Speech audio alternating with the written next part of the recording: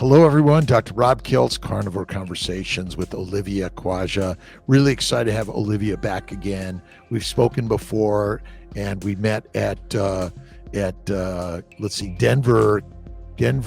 low carb Denver. I think it was a year or maybe even longer than that coming up pretty soon. It's like crazy. But let's see. Olivia has been a consumer strategist and marketing expert for large brands for over 20 years. At British Airways, she launched a number of industry-first services on BA.com and drove up consumer loyalty, resulting in award-winning direct marketing campaigns. At British Gas, she led the consumer engagement program for national smart meter rollout. Lots of really great things. The largest infrastructure upgrade in the UK's history. This included leading a multi-channel engagement program with a particular focus on digital, social media, and PR channels. She has since worked with the Department of Business and Energy on further consumer engagement projects and is now a board trustee for Public Health Collaboration in the UK, a charity focused on educating the public and healthcare community on diet and lifestyle. And this is really why she's here. She has a particular passion for empowering the younger generation to make informed decisions about their own health. Olivia, welcome, and how have you been? Thank you for having me. It's great to be here, and I've been very well, getting through winter in a probably more positive way than normal. Well, I usually love the winter. I've been down in Florida a little more than usual, and it's been a little bit colder in Florida lately than I think I'm used to. And you've been here before, but maybe you can just reintroduce yourself to our guests and tell us a little bit about what you're focusing on right now. Yeah, absolutely. So I'm not from a nutritional background, as you probably guessed from that little intro that you gave there. I've very much come from a business background, and I went on my own personal nutritional discovery journey, as we all have. I particularly decided to do that because my parents both had quite severe metabolic illnesses, and they passed away from them about a decade ago. So I always had it in my mind that I was going to inherit these diseases, and I wanted to do some research to figure out how to maybe lower the risk of that, if that was even possible, because these are all genetic, and so we can't avoid getting them. And lo and behold, I found out that that wasn't necessarily the case. In fact, you can pretty much prevent yourself from getting a lot of these diseases. So I was pretty astounded on that discovery, and it kind of changed the direction that I went in. From then on, I didn't go back to working for a big corporate. I thought I would much rather use my background and skills, albeit they're not in nutrition and science as much as everyone else in this space. But I think they're still very useful and valuable for thinking about how we change what is mainstream understanding about nutrition, how we change the understanding levels and the education levels for people out there, so that we can all live healthy lives and all be metabolically healthy and never have to think about all these silly diseases that we're so plagued with at the moment, which are so avoidable. Maybe you could tell us a little bit about your family history of metabolic disorders and what you've learned about nutrition and kind of what's going on in this world. We're seeing so many reports on increased cancers, increased infertility, and we've all been taught that at least in medicine, that the answer is complicated and we just don't know. And I'm wondering if you can highlight some of the things that you've been learning about metabolic disorders, your family history, and what we can all do about it. Yeah, I mean, I definitely think if you go out there and do a survey on the street and ask people, what is the reason that you get diabetes or cardiovascular disease or cancer or any of those Alzheimer's, any of those diseases, most people will say that it has something to do with genetics. And I think if there is a genetic component, it's a very small factor in it. Certainly that's how I think now, but that's not what I used to think, as I mentioned. So I think that's a really big shift for people to try and get away from. Like, some of these things are just conventional wisdom and not to be messed with. And so it's hard for people to kind of change something which is just seen as fact.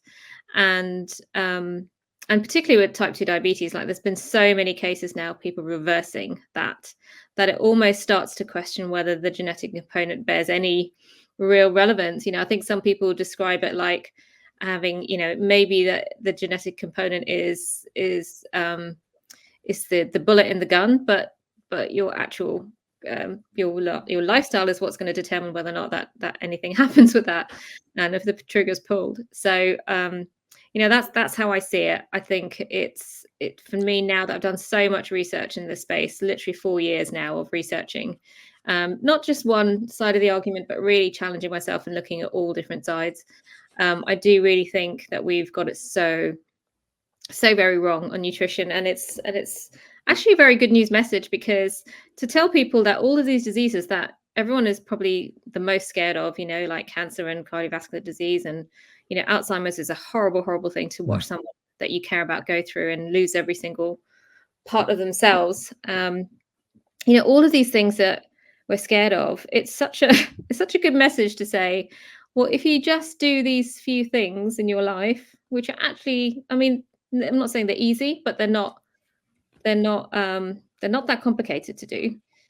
You can actually get rid of all of those risks in quite a substantial way quite quickly, and that's a really empowering message, I think, for people, if they could just take it on and think about it. So when we talk about metabolic diseases, hypertension, diabetes, cancer, stroke, heart disease, autoimmune diseases, I mean, we pretty much go down the list of the main disorders. And when metabolic disorders, diabetes seems to be the top one, which typically focuses on that there's a sugar component as the major cause of that. And we're land animals and we breathe air. We're not water animals and breathe oxygen out of the water. We don't have gills. So that's the genetic predisposition, I always say. So maybe, are we predisposed, do you think, genetically to eat mostly meat because it's our historic evolution? And that might be part of the problem. I mean, my personal opinion, having read a lot of things about this and spoken to people and listened to people, is that if you don't have meat included in your diet, I don't think you can have an optimal diet. I think you can get away with it, and I think you can do other things to maybe compensate. But I think if you want optimal, like the best you will ever feel in your life, certainly from my own personal experience as well, having a meat heavy diet and a saturated fat heavy diet is just like the most amazing way of filling your body with the right nutrients. I can't see any other way around apart from that. So how can we live on meat alone? Well, I'm certainly been doing it for a while, and you have as well, and feeling as best as I ever have done. So I would say yes. And if something changes in that regard, then we can talk about it then. But so far, I've been doing this for 2 years, and I've felt as good as I ever have. Just today I was kind of hungry at about lunchtime, which is really unusual for me. I normally am an OMAD kind of person. And I just thought, well, rather than have a kind of a lunchy snack and get some sardines out, I'll probably just go and just have a steak now, and then I know I've eaten my real food. So at that point in the day when you are actually hungry and you fuel yourself with the kind of food that is the best food for you, and you, just as far as taste, and logically that's the best food, like the kind of peace that your body feels for the hours after that is just a lovely feeling. Like I was actually thinking, unlike when I eat in the evening, when I kind of go to bed a few hours later and I never get to enjoy it. Today I had the experience of eating it for lunch and then just feeling great all day long and just feeling satisfied, and I didn't overeat. I ate satiety, and I just felt just at peace. My body felt at peace, and just like, thank you for giving me nutrition. And yeah, I mean, I think it's an amazing way of life. The how-to of carnivore. What is your sort of typical how-to of carnivore? How would you, someone is a novice, has no idea about this, is a plant eater mostly, or a standard global eater. What's your how-to, and how does Olivia go about her general meal preparation and planning? Well, that's the beauty. I mean, there's not that much preparation to do at all. Certainly not compared to the olden days of chopping vegetables and steaming things and getting them all out the next day because you never ate them all and warming them up again. So it's really simple. We just have a big rack of steaks in the fridge on a little dry age rack. And the kids, when they're hungry, they go and help themselves, or I go and grab a steak and you put it in the air fryer and you eat it. And that's normally once a day, maybe something else at another point in the day, but that is how much time we spend thinking and doing anything about eating. And yet we have the best food in the world and we eat the best food in the world. So it's a pretty simple, straightforward way of living. And I've certainly been on my own carnivore journey, and I've eaten, and I still do eat other meats. I'm not fully lion diet or anything, but I generally stick to beef because, why would you? I notice the difference in how I feel if I was to have, some roast pork or some chicken, which I don't generally do, or I do have fish every now and again, that kind of thing, just more for variety and to just, for the hell of it. But I know that I don't feel as good. So And it sounds like your kids and your husband are doing this also. And how are they doing, and what type of benefits you think they're noting from this way of eating? yeah, we're all pretty much doing it, and all the same, really. My hubby Greg lost about 30-40 kilos, something like that, and he was a pretty big guy. And he's doing really well. My kids have both, I mean, they're not fully carnivore. I'd say they would I mean, they do definitely have fruit, and we don't really stop them from having fruit, but we don't buy vegetables. And the day that we decided to try carnivore, what was it, 2 years ago, was even though we were just doing it as adults, they said, well, hang on a minute, why are we continuing to eat all this steamed vegetables? What are you doing? You're eating steak and making us eat this stuff. So they very quickly progressed to not wanting to eat vegetables. And I just thought, well, if I'm not going to keep forcing them, because we just keep wasting the stuff and spending time and money on it. So they pretty quickly progressed to that. And they've both seen huge benefits. Like my son is just loves what he eats all the time, and he's very alert and very sporty. And my daughter lost a lot of weight, and she has really noticed that she's had lots of other benefits at school and kind of academically. She's a lot more alert. Her sport has gone through the roof. She keeps getting comments from her teacher just today again that her performance is going up and up, and she plays a sport called netball. So, I mean, it's endless amounts of benefits for all of us. And I think once you've done it for a little while, you kind of forget how good it is and how good you're living it, really. And sometimes you think about, well, if I went back and just tried it, just to remember what it's like to not be optimal. Not that I'd ever do it, but you do sometimes forget how things used to be, and they weren't good. And sometimes when you're on Facebook and your memories pop up with something from 10 years ago, and you go, oh my God, I look about 10 years older than I do now. I mean, that's really not good. So everyone's thriving on it. And you're part of the public health collaboration. It's not all about carnivore, I'm sure. And how's the discussion going in the sense of keto and carnivore, and people that are open to listening to these new ways of focusing on nutrition and the ideas?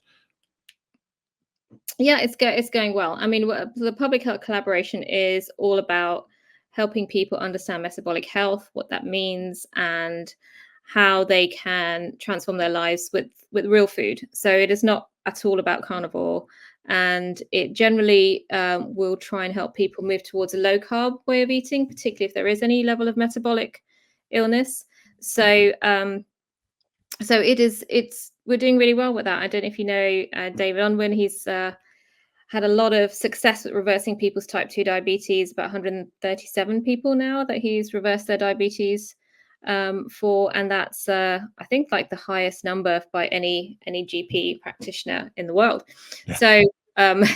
So he's doing well, and we are, as a charity, we've got various different projects on the go, all about helping people come off ultra processed food and move towards real food, because we're really here to help everybody, and not necessarily take them to all the way to kind of carnivore or anything like that, but certainly to get people away from processed food onto real food. That's really the biggest area that we're trying to tackle at the moment.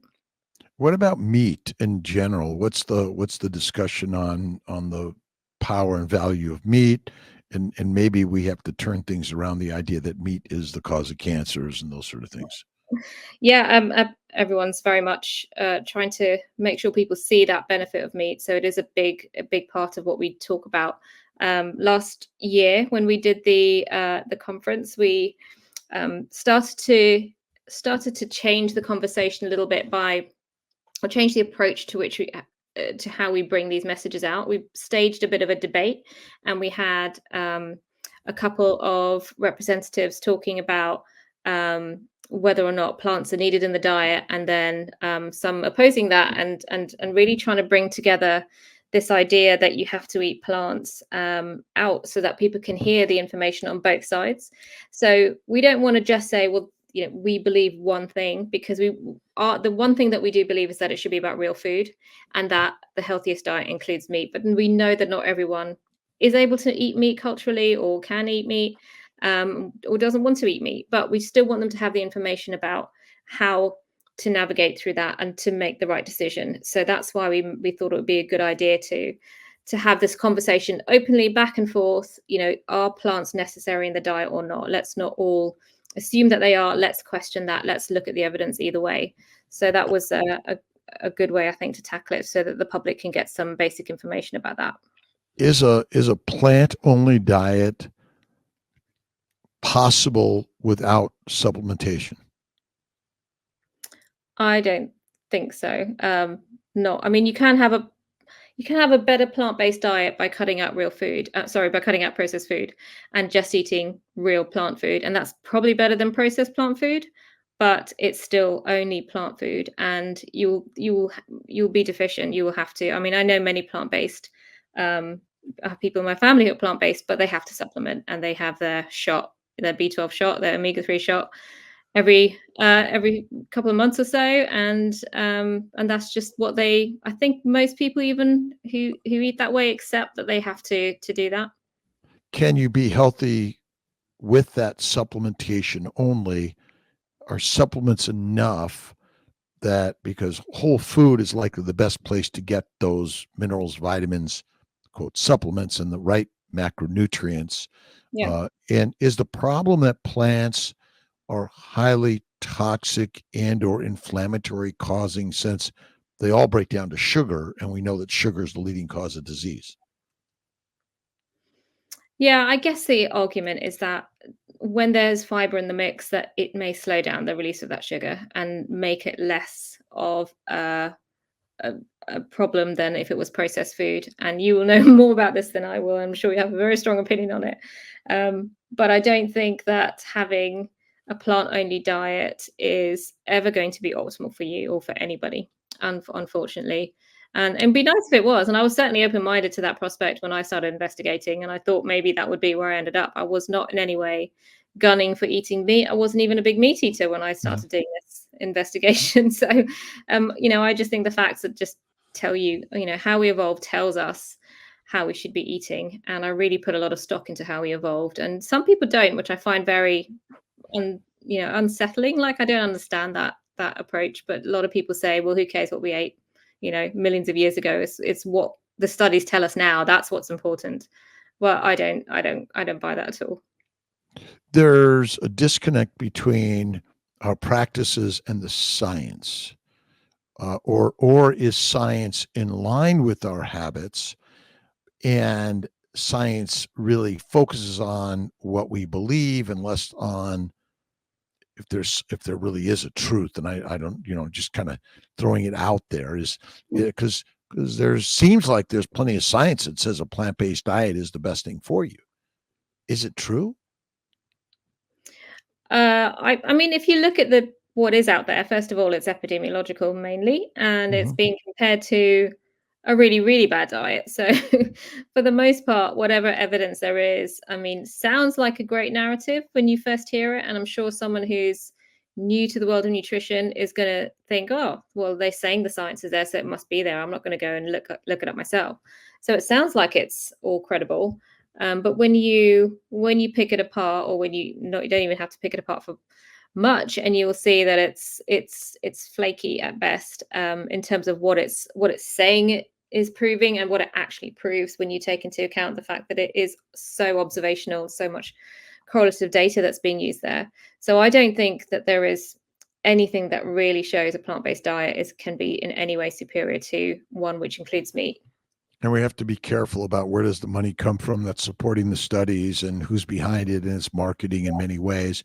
Yeah. And for what I could tell, we have no requirement for plants or fiber, and a low animal fat diet, which I think is really the biggest culprit. We're just not eating enough now.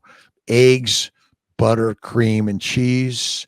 Any conversations on that, or your thoughts on how important they are, or maybe they're one of those things? Because I know you mentioned the lion diet, which is focusing on just on steak, on meat, and maybe salt and water. Um, are there some particular things people should know about eggs, butter, cream, and cheese, or milk products? I mean, eggs I think are slightly different, and I know some people have some sensitivities to eggs, and particularly egg whites. But apart from that, I think they're amazing. I couldn't live without eggs, and so yeah, I do say that I eat mostly steak, but I definitely do eat eggs too. Particularly on the weekends, it feels like a bit more of an occasion to have brunch and have eggs and scrambled eggs, and yeah, eggs are as many as you can have, as far as I'm concerned. Yeah. Um, Cream and dairy, I mean, butter, absolutely. I don't eat much of it. I just don't feel like I want to eat it anymore. I did go through a period of being obsessed with eating just butter on its own, and I must have been deficient in something because it just felt like ice cream to me. It tasted like ice cream.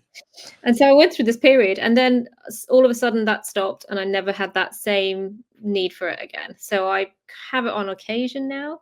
Um, and cream, oh, a cream. I have a love-hate relationship with cream because I wish I didn't love it so much.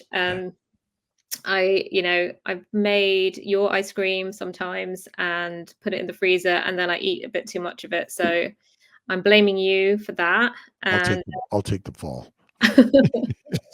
so I have to use a bit more discipline when it comes to cream. I love it when the day goes past and I haven't had any cream, and I think, oh yes, that's a great day.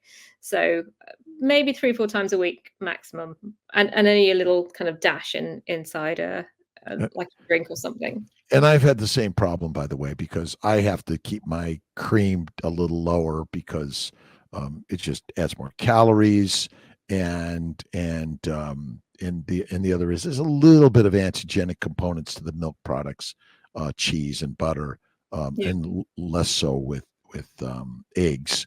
And what are your thoughts on where those animals, what they ate? And is that something that people should really focus on, whether it's pasture raised, grass fed, grass finished, and or what the chickens eat that may be a factor in the eggs, or what the cow ate that may be a factor in the milk or the cheese?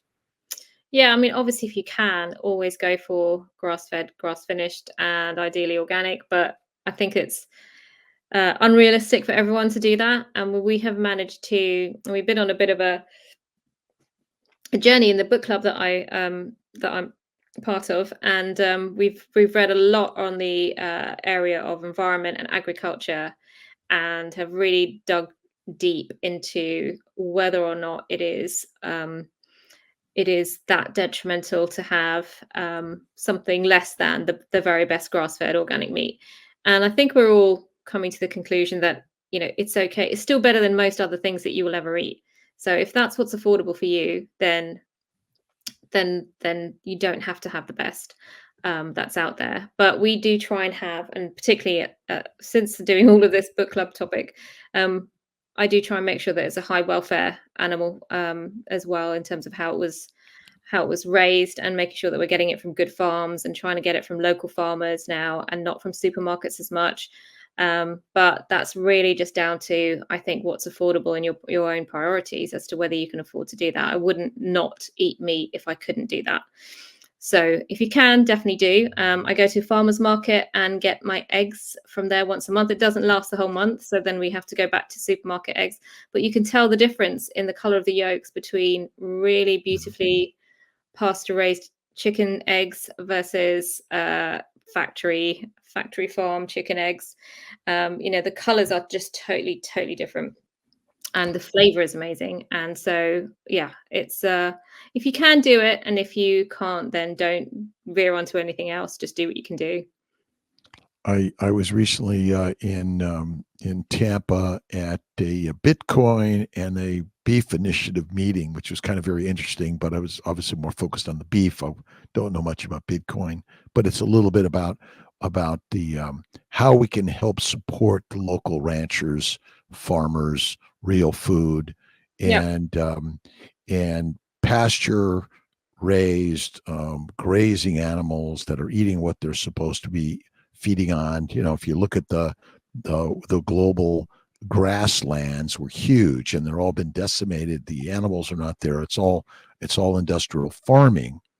But then I was watching something about the fisheries in the world, and my sense is that we probably have a better use of grazing animals for human food than we do fishing the waters of the world, which we're basically not really capable of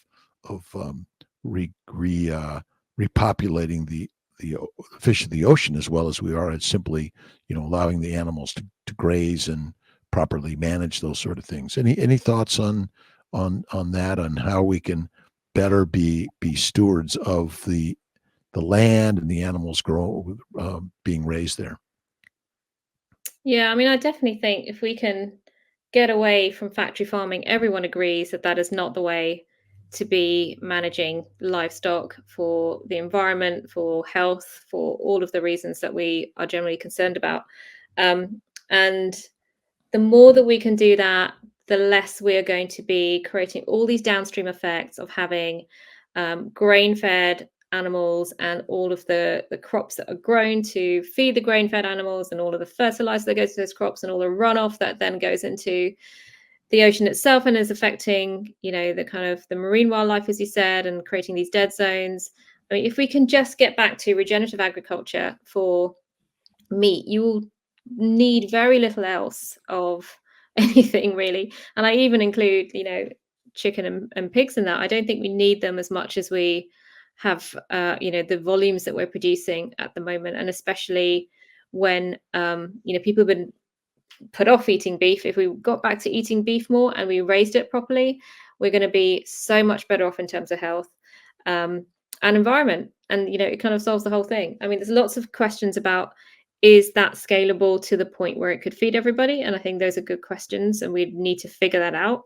But I think it is, I've heard different views that it absolutely can be if we manage and plan it properly. And so that's what we should be doing. That's where we should be putting our efforts. And if Go ahead.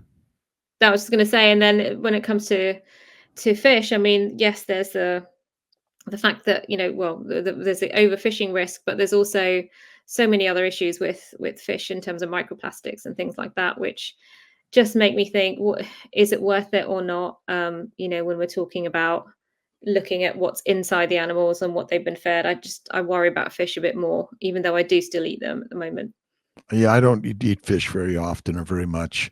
I think they stink, and they contain a tremendous amount of the microplastics, but also toxins from the medications that we consume that are excreted in our from our bowels and our bladders into the waters of the world, that are then taken up by these organisms, and then the heavy metals and things like that. So I just don't believe that our evolution was on fish. It was probably mostly on land animals, large ones.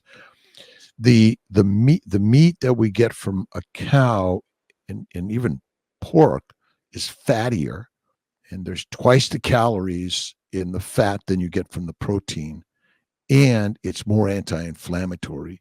So I do think that adding the fatty meat, and if we help people understand that eating fat is actually good for them, you'll likely get a lot more value out of the animal than you would from the plants.